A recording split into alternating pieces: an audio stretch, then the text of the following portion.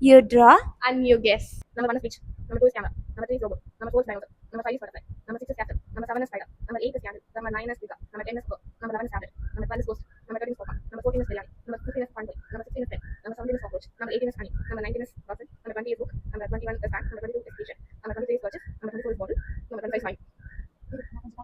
பரவாயில்ல. Number 16. தெரியல. இப்போ 21 23 தானே கேட்ப.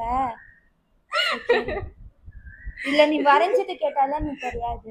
சரி சொல்லு. இது என்ன சொன்னா அண்ணா 16? Number 16 வந்து pen. Number 23. தெரியல. என்னது? என்ன வேர்டுன்னு சொல்லு. Search. Number 20. தெரியல. என்னது? என்ன வேர்டு? புக். புக்கா இது? அது என்ன உண்மையிலே எனக்கே தெரியல.